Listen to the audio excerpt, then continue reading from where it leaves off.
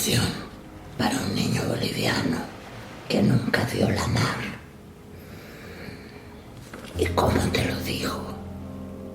¿Y con qué humedad de letras te lo cuento? Chiquito chocaya, pelucita paseño que nunca estuvo frente al estruendo salado de la planicie oceánica.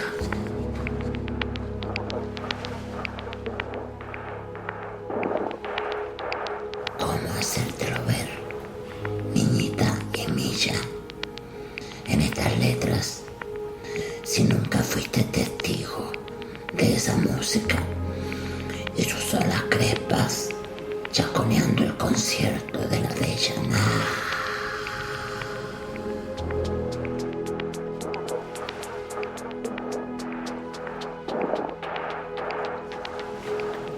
¿Cómo te lo digo, niño boliviano? ¿Cómo alargo la palabra mar?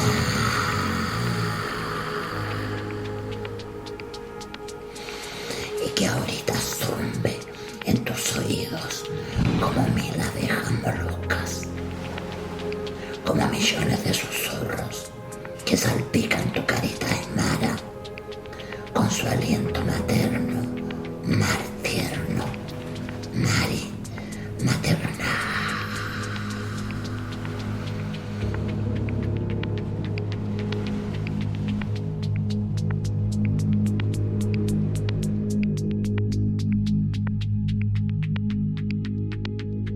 Pedro Lemebel volvió a Chile después de Guadalajara. Las molestias en su garganta habían reaparecido, un ardor que no se iba. Era fines del año 2012, 7 meses después de la operación. Estábamos en Viña y me dijo, no me acuerdo, en el centro, almorzando, y me dice, tengo un examen mañana, y ese examen, ahí se sabe si voy a vivir o voy a morir. Le dije, tú nunca te vas a morir, ¿no? Tú soy de fierro. Ese examen era una resonancia magnética. Buscaban saber si el cáncer se había expandido. Pedro yo lo vi 1000 veces pelear, rebotaba en el cemento. El Pedro rebotaba en el cemento. No se quebraba, tenía resistencia impresionante. Era como un mono porfiado. No le tenía miedo a nada. Era como él mismo decía, ¿no? Que él era un maricón heavy. Después de tomarse el examen, partió a Isla Negra con unos amigos. Allí recibió la llamada de la clínica. El tumor había vuelto a aparecer y seguía creciendo.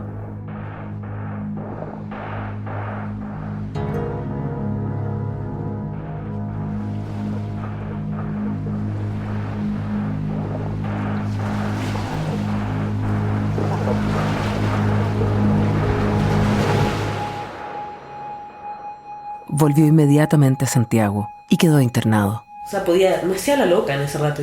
Para mí era que lo iban a operar y él iba a estar mejor, ¿no? Sí, iba a estar mejor. Con Pedro era muy difícil hablar de la muerte. Con Pedro nunca ese tema estuvo sobre la mesa. Nunca. Si bien él no pensaba en morirse, sabía en lo profundo que el cáncer era igual muerte. O sea, eso no es innegable. A los pocos días volvió a su departamento. Ya sabía lo que se venía. Una segunda operación, todavía peor. Ahora, lo que sí sonoramente sabía era que esa voz que tenía en ese instante, con ese timbre, con ese matiz, con esa cadencia, eso no iba a haber nunca más. Entonces la importancia de rescatar eso era alucinante. Las sedas, las felpas, las gasas, las organzas, los terciopelos, los chifones, los tules, los velos, los rasos, los satines, los dolceses, los brocatos, los fraderías, los lacramés,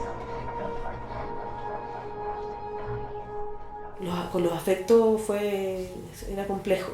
Si bien nosotros éramos súper cercanos y yo lo abrazaba y lo besaba y todo, también era en un contexto muy acotado. No era meloso. Era meloso en otros sentidos, digamos, ¿no?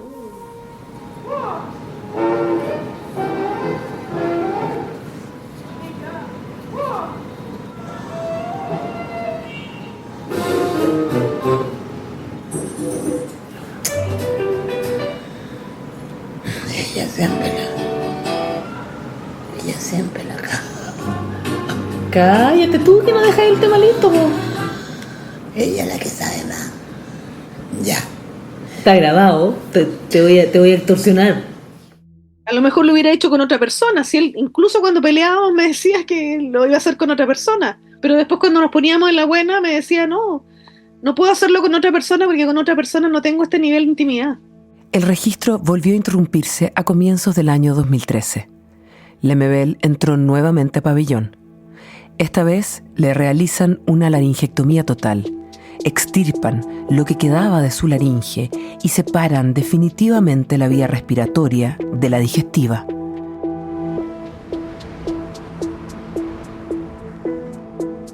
Le hacen también una traqueotomía, la cicatriz más visible de su enfermedad.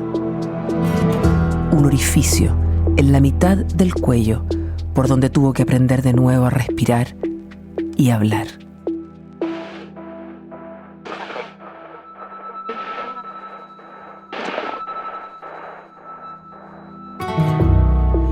El Pedro era más que una voz.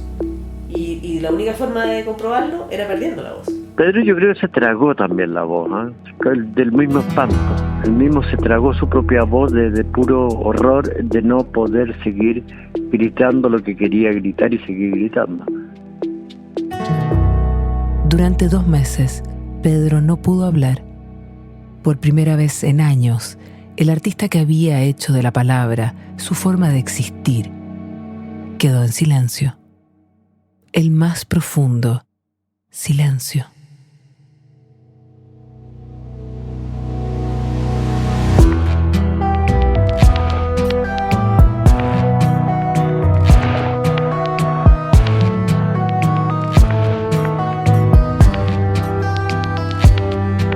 Podium Podcast Chile, en coproducción con Centro Cultural Gabriela Mistral, presentan Prenderse Fuego, las voces de Pedro Lemebel.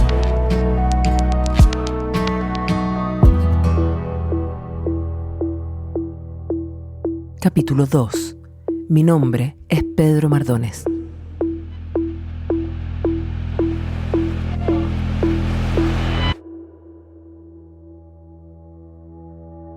Antes de Lemebel hubo otro Pedro.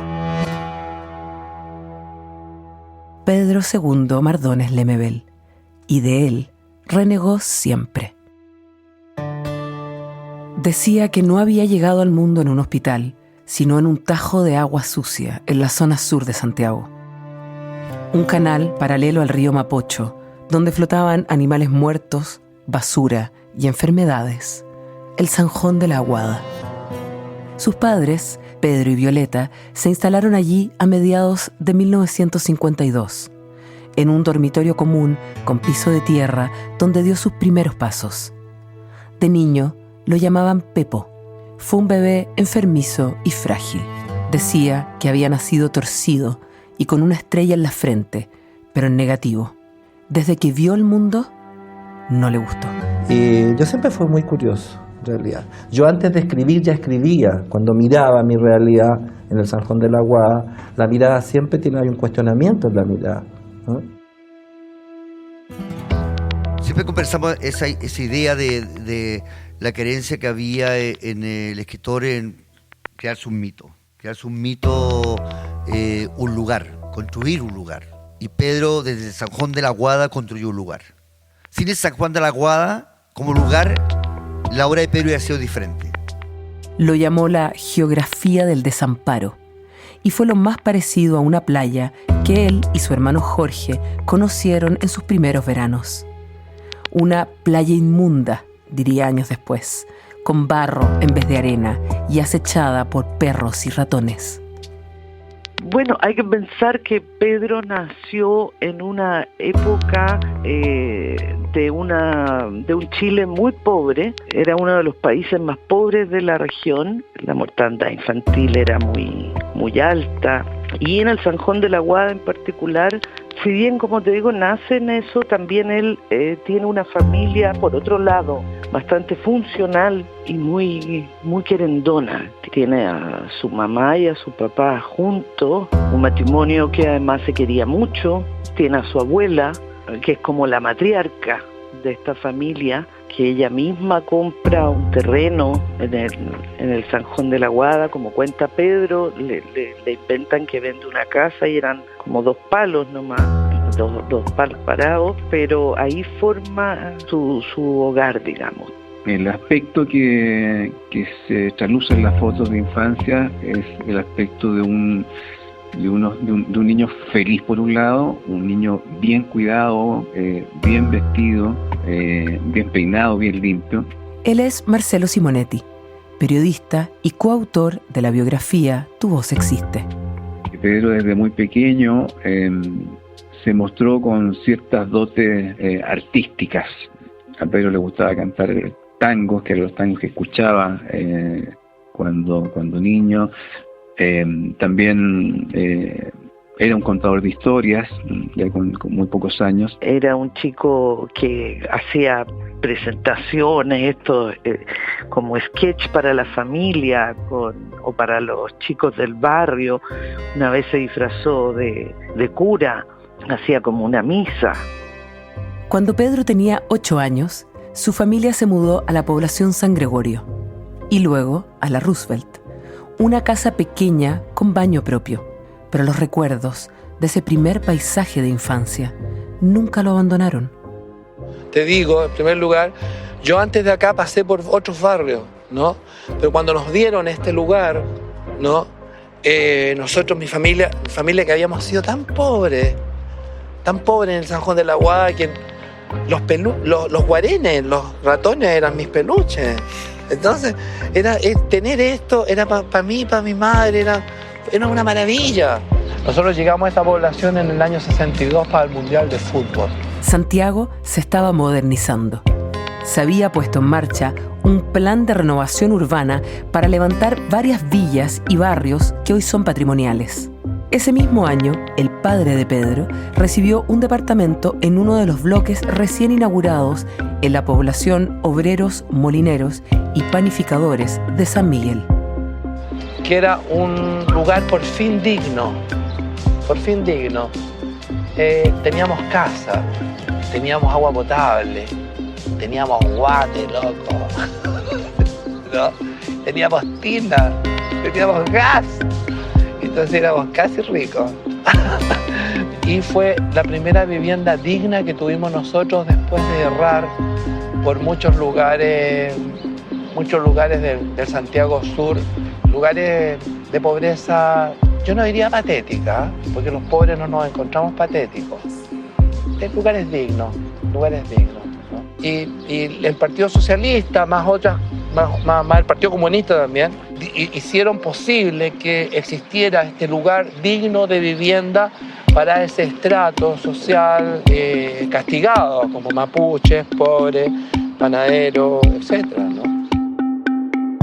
Para Pedro, ese fue su primer hogar. Ahí tuvo por primera vez un cuarto propio, tuvo intimidad, cubrió esas paredes con dibujos, fotografías y consignas. Además que a mi madre mi madre era lo más antiecológica que hay.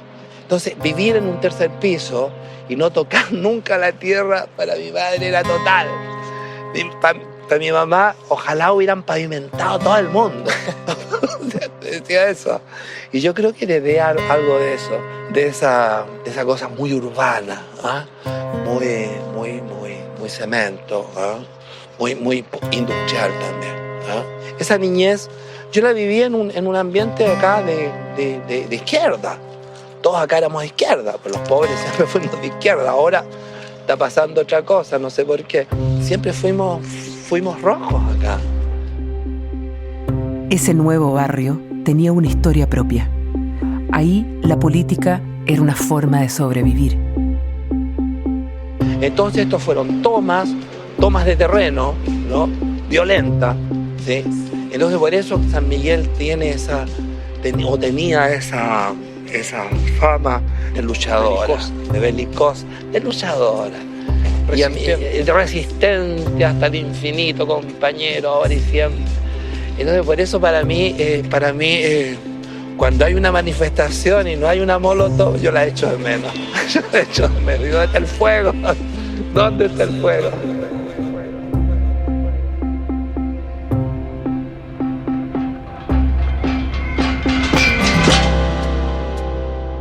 La política siempre estuvo presente en su casa, en la voz de su madre y en los recuerdos de su abuela Olga.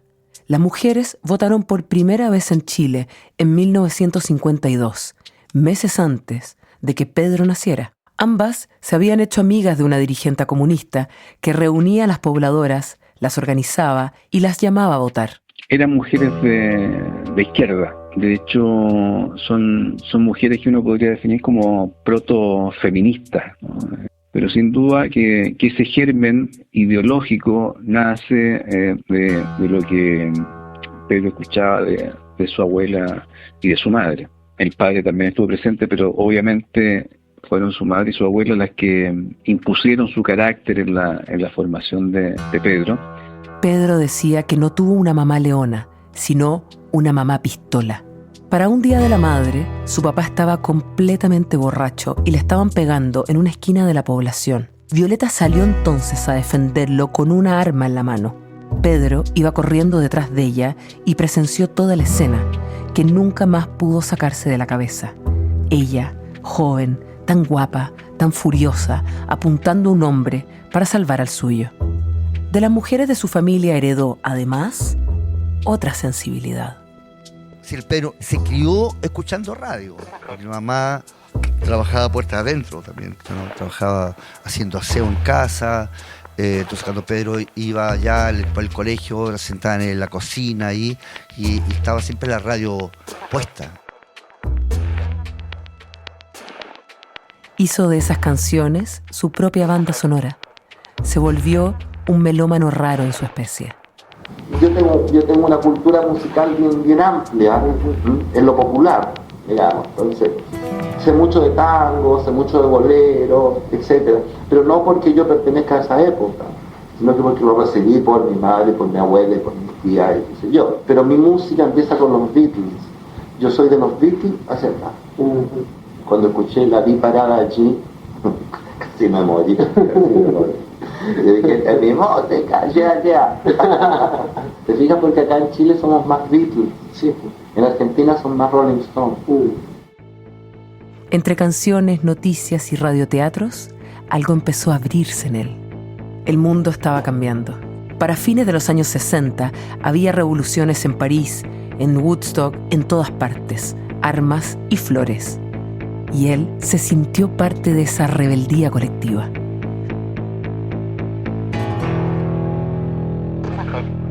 Yo, por ejemplo, yo como me veo a los 10 años, me veo en una instantánea, ¿no?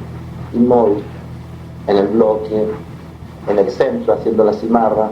En ese tiempo, qué maravillosa era la cimarra. Yo con la cimarra aprendí todo lo bueno y todo lo malo. Digamos, venir al centro, recorrer las galerías del centro, no los caracoles, los malls, la galería, para mí era fascinante. Esa neurosis urbana tuvo un gran encanto, un gran atractivo para mí.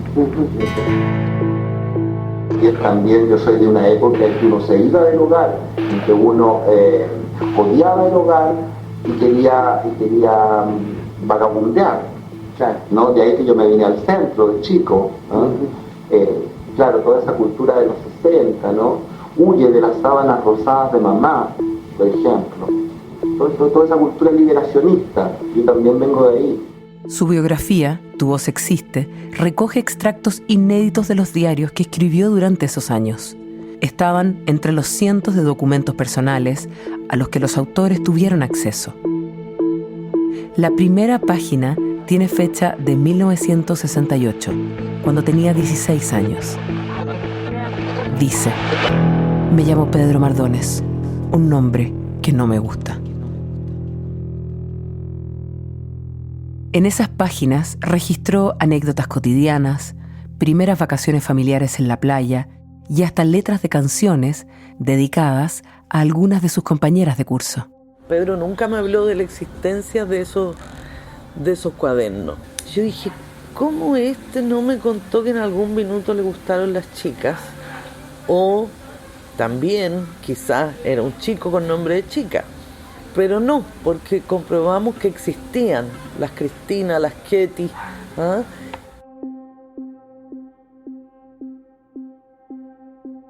Yo creo que hay una primera etapa en que uno, digamos, tambalea, ¿no es cierto?, en el código macho de los niños, digamos, ¿no es cierto? Hay una Tú diferencia. jugaste a la pelota, a las bolitas, a las patadas, todas esas cosas, pero a las muñecas tampoco. Pues yo quería hacer la muñeca, voy a jugar a la muñeca. Todo se hizo más difícil en su adolescencia. Pasó por varios colegios, mixtos, de hombres, de la Escuela Industrial del Pinar, donde sufrió con la carpintería y la mecánica, hasta el Liceo Barros Borgoño, donde descubrió la literatura. Pero en casi todos lo pasó mal. Tuvo bullying en el colegio por parte no solo de compañeros, sino también de profesores. El famoso profesor Freddy Soto, del cual habla en una crónica. O sea, se burlaba directamente de su amaneramiento. Bueno, y ese bullying constante que sufrió, digamos, en toda la enseñanza media fue lo que llevó a su madre a cambiarlo de colegio todos los años. O sea, Pedro no hizo 2 años seguidos en un mismo colegio en la enseñanza media. Decía siempre lo mismo, que él no había salido del closet, que su familia era tan pobre que nunca había tenido uno. No todos aceptaban su diferencia y tuvo que aprender a defenderse y hacerse respetar sin dejar de ser quien era. Pedro, en este segundo punto de tu recorrido nos encontramos en un lugar que ha tenido bastante presencia a lo largo de tu obra. Me gustaría que por favor nos lo presentes y nos digas en primera instancia qué es lo primero que se te viene a la mente. A ver, bueno, esta es la plaza de mi barrio, en realidad. Una plaza que antes no estaba tan verdeada como ahora. Antes era una cancha de fútbol, un potrero. ¿Ah? Entonces en ese potrero los machitos jugaban a la pelota y yo no jugaba a la pelota. Entonces siempre existía el chiste de el panadero que tiene un hijo coliza, ¿no? Dios, mi padre, gran persona, maravilloso. Siempre se ha pensado que yo no tuve buena onda con mi padre, pero él fue lo mejor. Eso yo no lo he aclarado, porque siempre hablo de mi madre, ¿no? Pero mi padre fue lo mejor también. Esta plaza me vio en muchas escenas con mi pueblo mapuche. Escenas, yo diría, hasta porno. Yo vivía acá, en el fondo. El fondo. ¿Vivías ahí? Sí, entonces la gente decía, el maricón del fondo.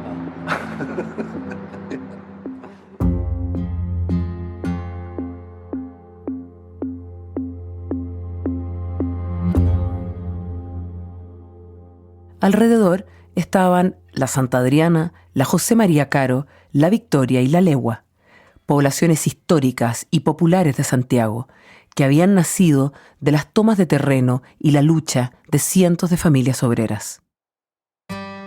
Yo la Legua la nombraría patrimonio de la humanidad. ¿Te fijas? Porque casi siempre se conservan los lugares de los ricos. La calle Ejército con sus palacetes y sus cuevas, ¿no? ¿Y por qué no los lugares de los pobres no pueden ser patrimonio de la humanidad donde se dio la lucha contra la tiranía, ¿no? Pedro nunca dejó de mirar el mundo desde el Zanjón de la Guada. Y en ese sentido creo que hay ahí una conexión importante con lo que fue el gobierno de Allende. Años después, en una conversación con Ana González, la histórica dirigente de la agrupación de familiares de detenidos desaparecidos, Pedro recordó la visita de Salvador Allende a su barrio, cuando todavía era candidato presidencial. ¿Te acuerdas cuando fue Allende al Zanjón de la Guada? Y llegó con una chaqueta blanca, así como de lino. ¿Cómo vestía él? Y yo dije, yo nunca había visto a un hombre con un vestón blanco, en esa miseria mugrienta que teníamos. No, pero él como si nada. Como si nada.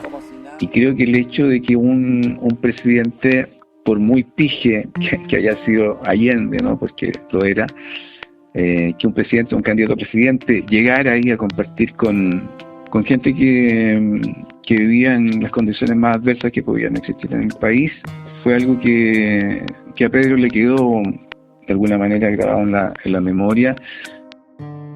La Unidad Popular llegó al poder semanas antes de que cumpliera los 18 años.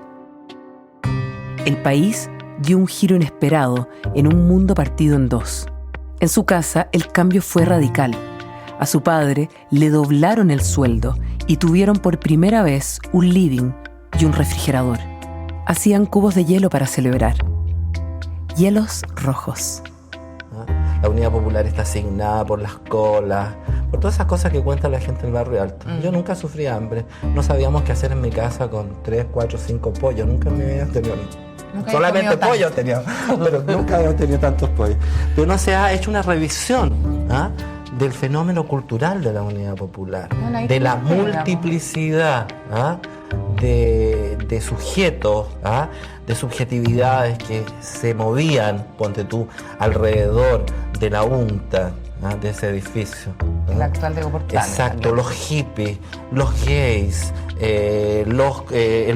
la Jota, todo eso convivía, ¿te fijas? Y convivía en una fusión interesante. Confrontada, sí, pero ¿qué problema y qué miedo le tiene a la confrontación si la vida es eso?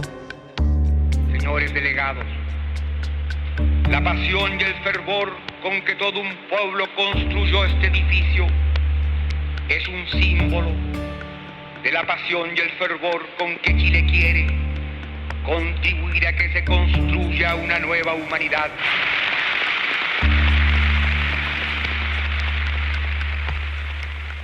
Chile había sido elegido como sede de la tercera conferencia de la UNTAC, un organismo creado por la ONU para integrar a los países en desarrollo a la economía mundial.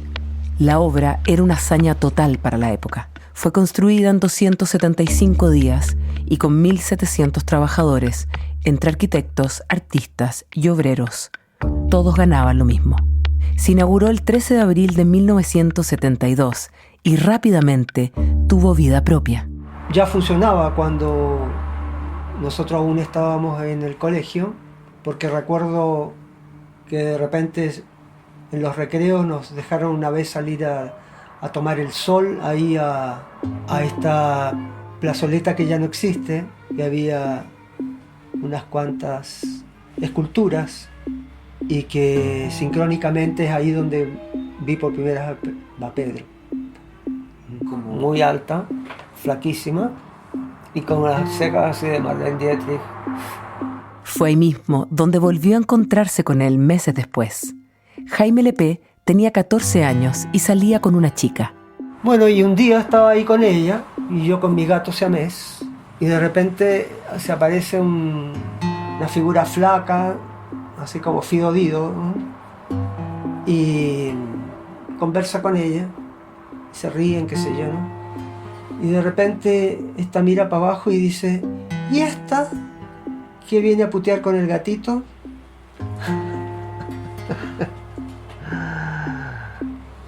Así nos conocimos.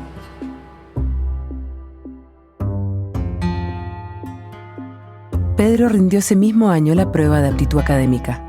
Pocos jóvenes con una historia como la suya pensaban siquiera en darla. Le va bien, que era algo igual difícil para un chico de su origen socioeconómico. Le va bien y queda en la Universidad de Chile en diseño teatral. Eran palabras mayores. Fue el primero en su familia y en su barrio en ir a la universidad. Yo no iba para la literatura. Yo no sé para dónde iba, así te lo puedo decir. Y llegué a la escritura como por un desvío. Y yo, buceando en mi pasado, te digo de que nunca me encontré con un libro que me interesara. Hasta cuarto medio, que tuve un profesor de castellano que nos llevó a ver una obra de teatro que se llama Los que van quedando en el camino, de Isidora Aguirre. Y a mí me maravilló. Pero más que maravillarme el teatro y el espectáculo y la puesta en escena, me maravilló el texto. Lo conmovió la magnitud de la tragedia. La obra seguía a campesinos y mapuches reprimidos por exigir un lugar donde vivir. Se inspiraba en la matanza de Ranquil de 1934 y estaba construida a partir de testimonios reales que la misma Isidora Aguirre había recopilado.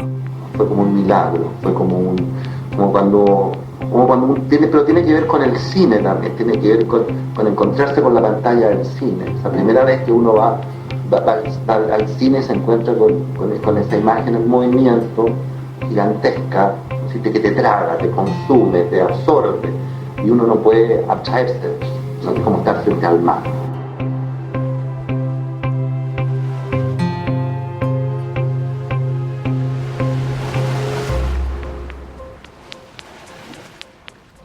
Pedro Mardones llegó con casi 20 años al campus Juan Gómez Milla en Ñuñoa, pero su paso por la universidad, como la vida de millones de chilenos, fue interrumpida esa mañana del 11 de septiembre de 1973.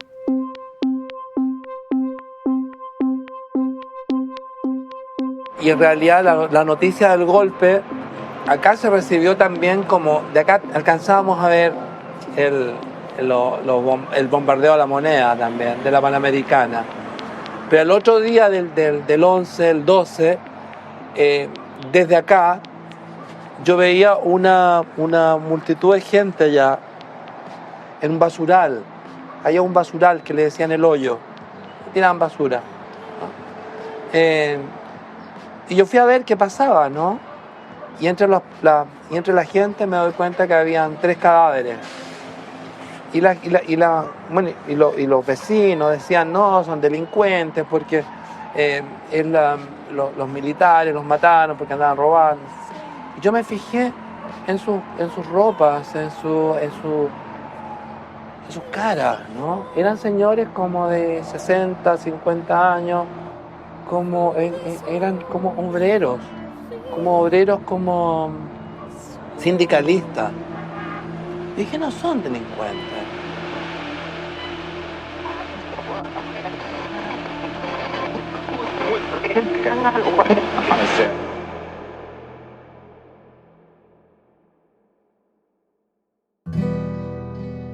La ciudad estaba tomada.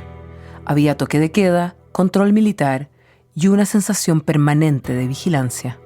Era el período más oscuro de la dictadura en Chile. Ya se hablaba de personas detenidas, desaparecidos y atentados. En medio de esa larga noche, Pedro volvió a la universidad, pero ya no al teatro. A partir de la sugerencia de su propia madre, estaba preocupado por el hecho de que le faltara el respeto a su hijo, ella lo convence que estudie pedagogía básica, entendiendo que a un profesor siempre se le respetaba, ¿no? En 1974 se matriculó en la misma universidad y se especializó en artes plásticas. Consiguió su primer trabajo poco tiempo después de titularse. Y comienza en el 79 en una escuela pública de Maipú. Y es una experiencia bastante buena porque yo creo que la pedagogía, lo que podemos recabar, el enseñar, le gustaba mucho. Fue de esos profes que se recuerdan. Viajaba todos los días desde San Miguel hasta la escuela E621 de Puente Alto, donde tenía un curso de 40 alumnos. Uno de ellos era el ilustrador Marcelo Escobar. Mis recuerdos de Pedro son el año 82. Lo recuerdo bien porque era el Mundial de España. Entonces, yo era un niño, tenía 8 años, y él aparece un profesor muy diferente a los que teníamos. Era un personaje más extravagante. Me acuerdo que se vestía como hippie, con camisas de lino, qué sé yo, un morral de cuero. Y me pareció muy particular, lo que yo recuerdo era muy serio, muy silencioso, con esa expresión que tiene, esos ojos medio cerrados, medio entornados, muy serio. Y claro, o sea, por atrás los compañeros, la burla, y me acuerdo, tenía algo en el pelo. Me parece que, después me enteré que parece que se estaba haciendo como unos implantes, y eso llamaba mucho la atención. No solo su aspecto lo hacía particular, su forma de enseñar y de relacionarse con sus alumnos también era distinta. Mardones intentaba ser ese profesor que nunca tuvo. Me acuerdo que él hacía unas clases extra programáticas, nos enseñaba a hacer cositas con greda y que yo me quedaba. Esto ya es el año 83. Afuera, el país empezaba a agitarse. Recuerdo que llegué al colegio y claro, estaban los rastros de las primeras protestas que empezaron ese año. y Pedro nos había preparado una sala, una muestra de diapositivas de un viaje que le había hecho a Machu Picchu. Eso era bien distinto a lo que hacían los otros profesores. O sea, entonces ahí yo noto que él tenía una vocación y una preocupación por nosotros, que éramos todos chicos de clase media, así, muy más tirados a pobres.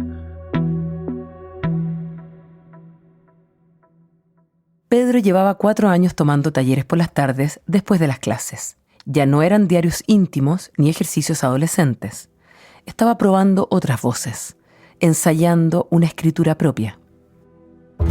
En el principio de los tiempos, tomando en cuenta lo que ocurría, yo hice un taller. Me peleé con alguien, hice un taller y empecé a buscar gente que me interesara.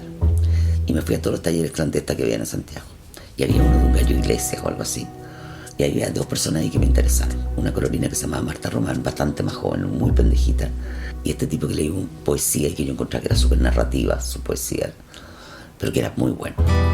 Y que todo el mundo como el gay más o menos, pero que no estaba asumido en ese minuto, no salía del closet. Entonces, pero era Pedro. Y lo invité y se fue a mi taller.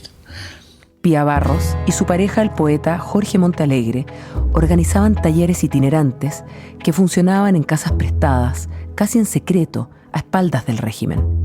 La dictadura prohibía y quemaba libros y discos, cancelaba estrenos de obras de teatro y perseguía a creadores y artistas que tuvieron que partir al exilio. Reunirse a escribir y a leer podía ser también un riesgo. Pedro aterrizó en uno de esos talleres en un ambiente que no era el suyo. Y se agarró con todo el mundo, por supuesto, y él empezó a participar después en los talleres, que yo tenía uno que era muy cuico, y nos robamos todas las comidas que había ahí, porque te digo, todo le parecía muy disruptivo al Pedro. Andaba con una chaqueta, me acuerdo, hace parece que lo estoy viendo, con una chaqueta de tweed, café, con parche en las mangas, ¿cachai? Con un bolso café de cuero, parece que era un Pedro muy distinto al Pedro que fue después, 30 años después, digamos, al Pedro Lemebel. Muy distinto, era otro Pedro. Para vestirse, en su impronta, en todo, era muy distinto. Pero no era el tipo contestatario, no era así el Pedro en esa época, era súper piola. María Alcira Torres, profesora y amiga de Pía Barros, lo conoció en 1979 en uno de esos talleres. Me acuerdo tan claramente de su letra. Escribía cuentos, unos cuentos muy divertidos. Escribía unos cuentos, nos matábamos de la risa nosotros cuando los leíamos. Y escribía bien. Había algo en su pluma que ya empezaba a desmarcarse. Eso.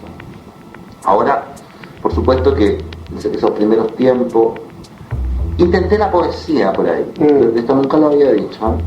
Unas poesías que yo escribía muy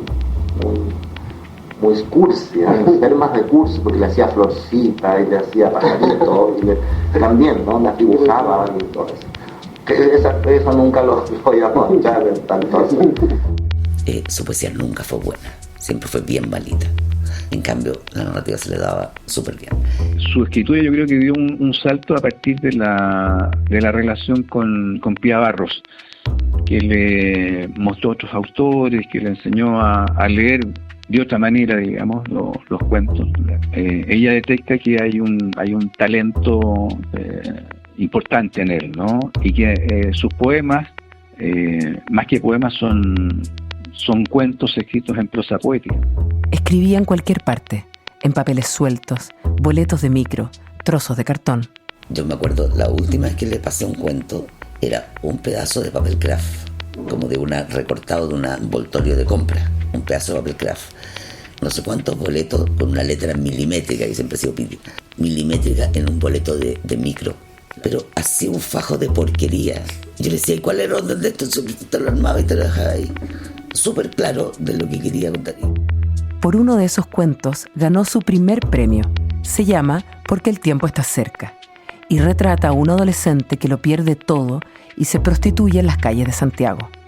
El relato cerraba con una cita del Apocalipsis. En aquellos días buscarán los hombres la muerte y no la hallarán, y desearán morir, y la muerte huirá de ellos.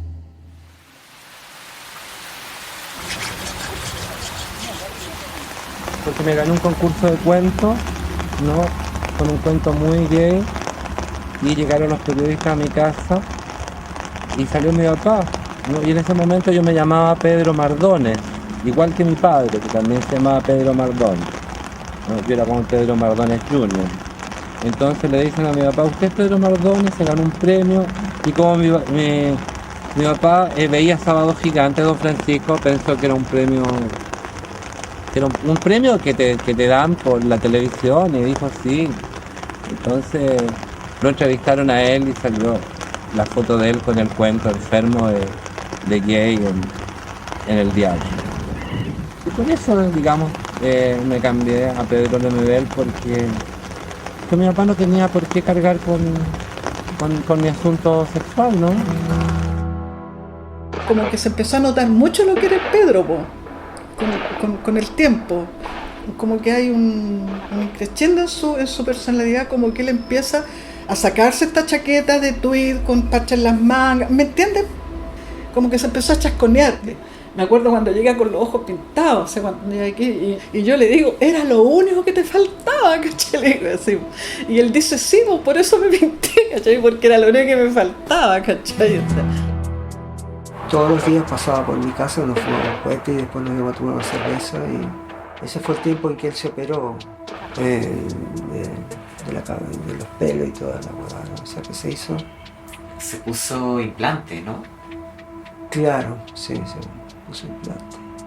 Bueno, ahí desapareció. Nosotros nos veíamos, como te digo, de lunes a viernes, a veces algún sábado,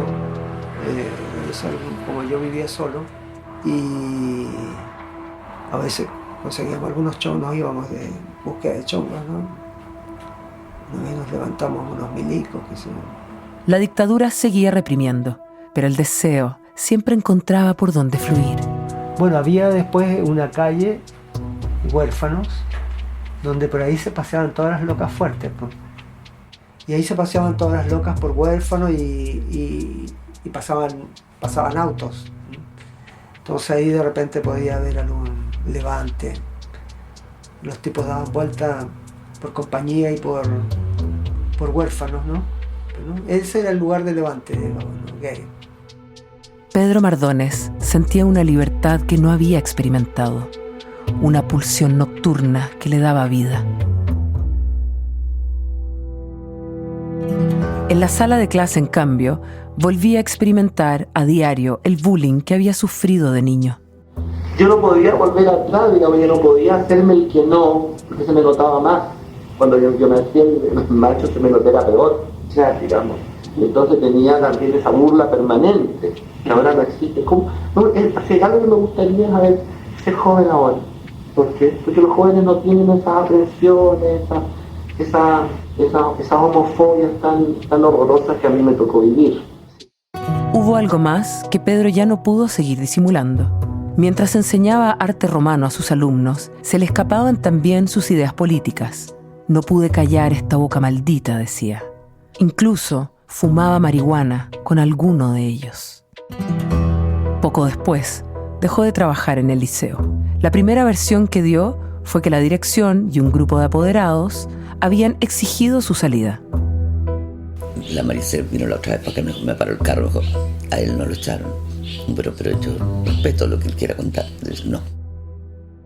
Esto es un mito que se creó. Entonces parece que la queja del Pedro es que no tenía tiempo para escribir. Porque nosotros decíamos que él debería escribir más. ¿Cachai? Porque de repente llegaba con ganas y decía: miren lo que escribí. Y no leía algo. Entonces con la Mirna, qué atroz, sí, después nos arrepentimos. Empezamos: tú deberías renunciar, Pedro, a tu trabajo, ¿no? Deberías renunciar y dedicarte a escribir. Y eso no sé cuánto tiempo se lo dijimos, hasta que un día llega y nos dice que renunció. Que yo muchas veces también digo, la memoria es tan frágil y es tan manipulable por cada uno de nosotros, que desde el mundo de los aspectos tú, tanto del trauma como del goce, tú tiendes a también articular lo que quieras recordar.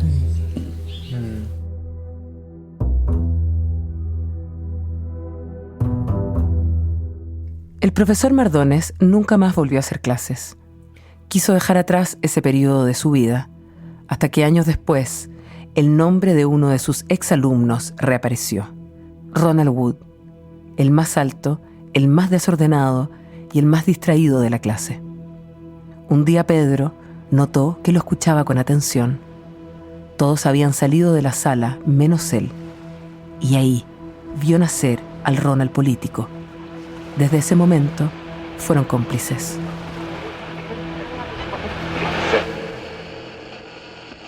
¿Y usted qué hace aquí, que no escuchó la campana del recreo?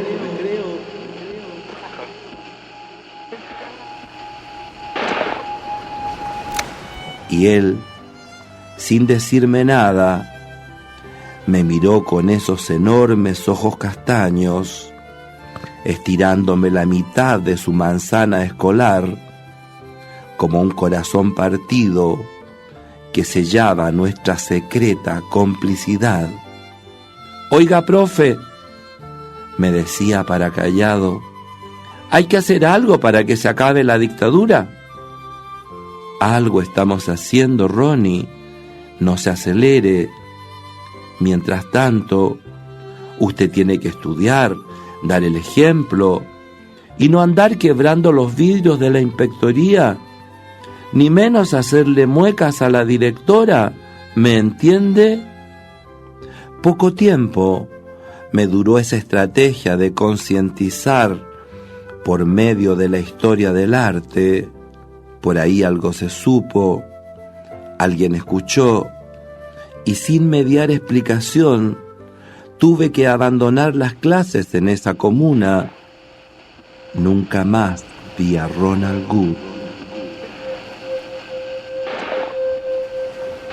Jamás supe qué pasó con él en los crispados años que vinieron. Nunca me enteré si también lo habían expulsado de ese colegio, al igual que a mí. Solamente el 20 de mayo de 1986 me llegó la noticia de su asesinato en medio de una manifestación estudiantil en el Puente Loreto. Ese día, recién me enteré por la prensa que Ronald estudiaba para auditor en el Instituto Profesional de Santiago, que tenía apenas 19 años, esa tarde, cuando una maldita bala milica había apagado la hoguera fresca de su apasionada juventud.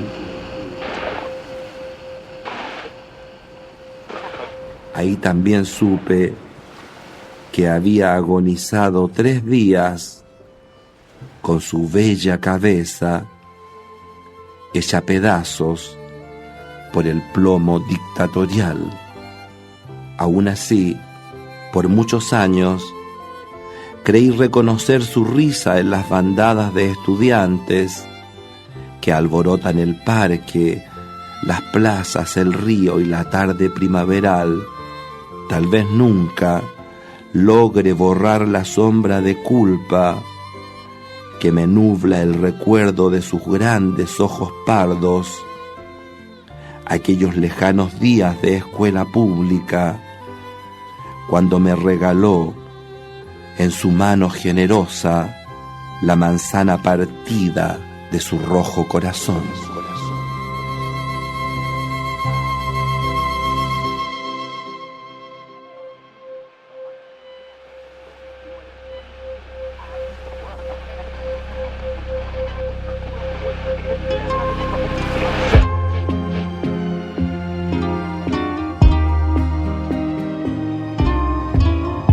Podium Podcast Chile, en coproducción con Centro Cultural Gabriela Mistral, presentó Prenderse Fuego. Las voces de Pedro Lemebel. Guión e investigación, Pedro Bahamondes. Dirección y voz, Trinidad Piris. Diseño sonoro, Luciano Correa. Apoyo de investigación y sonido, Sebastián del Pedregal. Asesoría sonora y creativa, Constanza Farías. Arte, Francisca Miles y Victoria Ulloa. Comunicaciones, Ignacia Tavilo. Registro y grabaciones bajo la licencia exclusiva de Constanza Farías. Grabado en los estudios de Prisa Media Chile por José Manuel Salinas. Entrevistados en orden de aparición: Álvaro Tebo Díaz, Constanza Farías, Sergio Parra, José Miguel Manríquez, Giovanna Escármeta, Marcelo Simonetti, Jaime Lepé, Marcelo Escobar, Pía Barros, María Alcira Torres. Archivos en orden de aparición: Canción para un niño boliviano, archivo Constanza Farías. Constanza Farías, entrevistada por Joana Reposi, archivo Constanza Farías. Ensayo Pedro Lemebel, Las Sedas, archivo Constanza Farías. Palabreo de Pedro Lemebel, archivo Constanza Farías.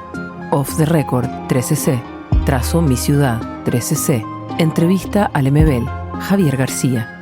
De vez en cuando la vida, Tati Pena, Chilevisión. Pedro Lemebel, Corazón en Fuga, Verónica Quince. Discurso de Salvador Allende, documental Escapes de Gas de Bruno Salas. Ronald Wood, archivo Radio Tierra.